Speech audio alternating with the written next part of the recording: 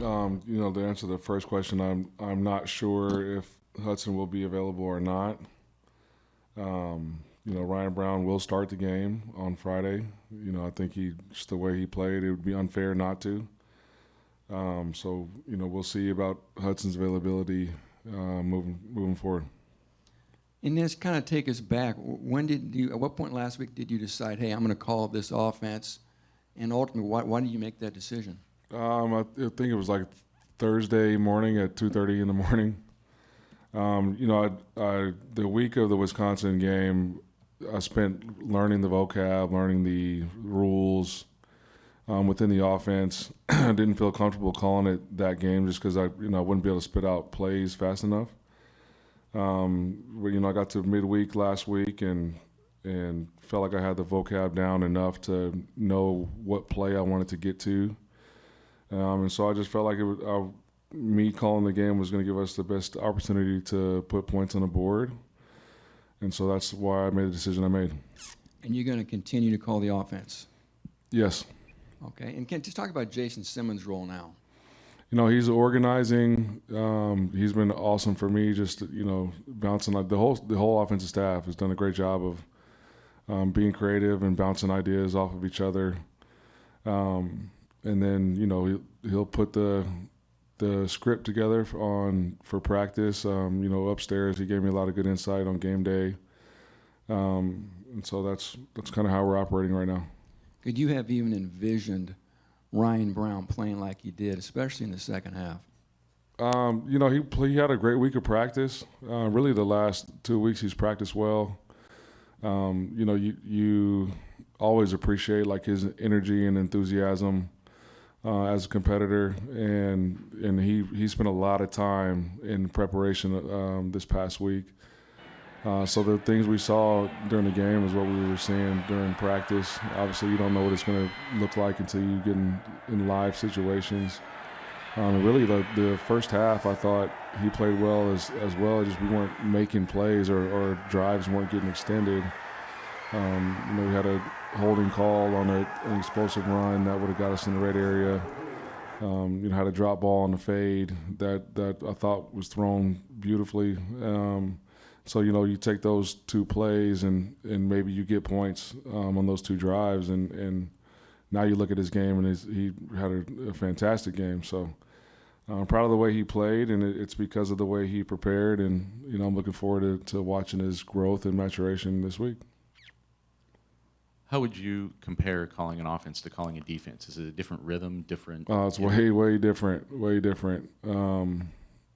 It was fun. Like, I enjoy feeling like you have an impact on the game.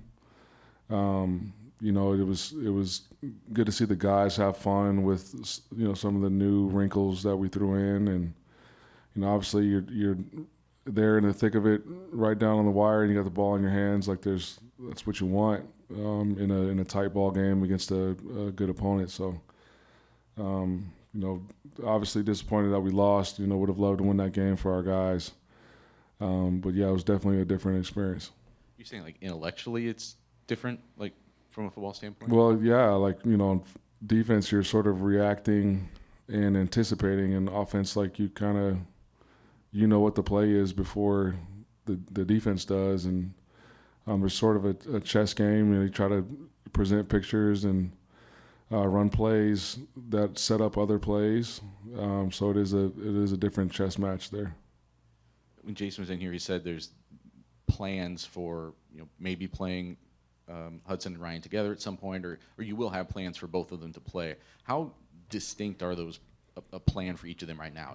Can they execute one game plan? Do you have to have different wrinkles for them? I told both of them, like, this is the way we're going to play moving forward, and so they both got to be able to execute that style of play, and I think they both can and are athletic enough to do so. So yeah, I'm excited about what that'll look like. What would it mean for this defense to play with a lead, especially early in a game right now? I think it would. What would it mean? I don't know. We try to preach not looking at the scoreboard and not not letting momentum swings sort of affect the way you play. And so I would hope it wouldn't mean anything, right? If we can only play with a lead, that would not be good. And so, we got to try to hold people as less as points as possible, and we got to try to score more than our opponent on offense. I guess the other way to ask that, though, is like, because for the most part you have played from behind for not just the season, but even going back to last season. Mm-hmm. So how bad does this team, I guess, need to have to see some of the successes you're having on offense in the first half actually reach fruition instead of kind of having some stumble along the way? Yeah, I mean, I think collectively as a team, it would do well just in terms of our morale if we were leading in the game. I could say that. Did you have any communication with the Big Ten about the fumble that Altmaier did or didn't have in that last drive for them? No, I'm still waiting on some feedback.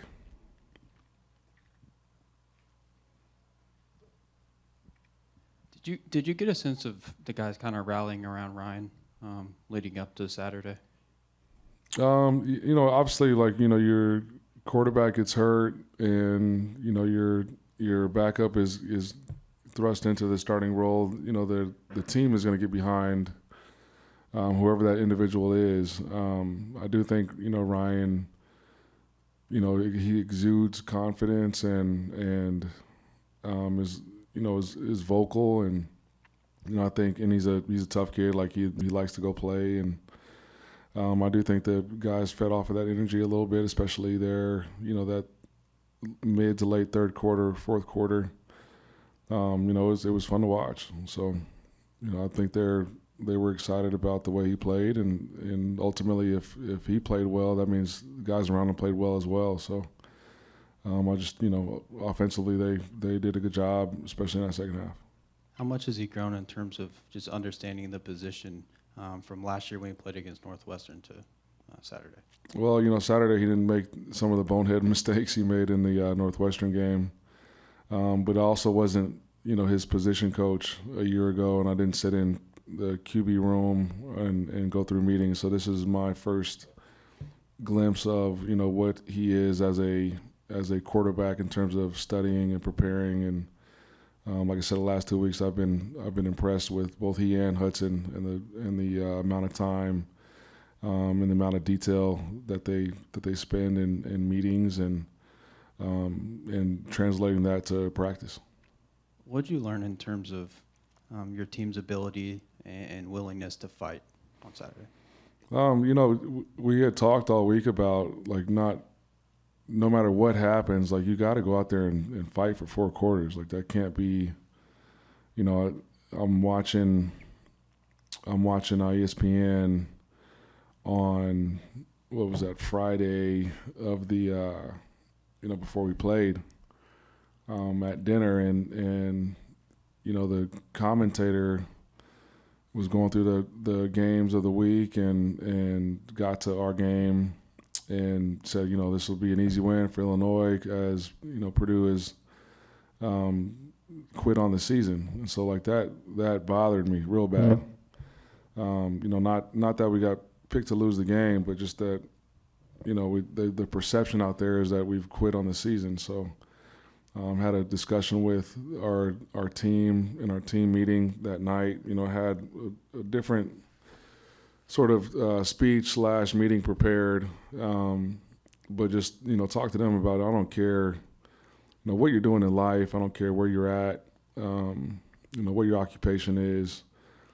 As a man, don't ever let the perception be that you quit, when things got tough, or that you quit when adversity hits, because, in life, as in football, adversity is guaranteed. And so, at the bare minimum, it should be that you fight. You know what I mean? And so that was also the message at halftime. Because here in the recent history, when we've been down like that at half, it has snowballed. And so, at halftime, I'm like, hey, we talked about this last night. At the bare minimum, you need to go out there and fight. And so they did. And my belief is that the team's willingness or ability to fight when things aren't going their way won't be in question. Because if it is, then I'm gonna have a real problem. How does a short week work now, especially coming off a pretty emotional game and especially preparing for a pretty formidable opponent here in Oregon? Yeah, it means a lot of time not spent in the bedroom. You just got to prepare a little bit faster. We'll practice tonight and Tuesday night and Wednesday night and Thursday night, which is actually a good thing because we play Friday night, right? So we haven't been under the lights yet. So you just speeds up your process and a little bit more hours on the front end of the week, studying and game planning. What jumps off the tape at you about Oregon? Man, they are talented, very, very talented. Big, physical, fast. They got, at every position they got playmakers. They shoot. They're the number 2 team in the country right now, and for a reason, right? They just beat Ohio State at home in a close competitive ball game. I know Dan Lanning. He's a great coach. He does things the right way, and his guys are always competitive and tough and physical. So it'd be a great match. Coach, what qualities do Ryan and Hudson possess that make them essential leaders? What quality? They are, first and foremost, like, they have belief in themselves. I think as a leader, if you don't believe in yourself, it's hard to get people to follow, right?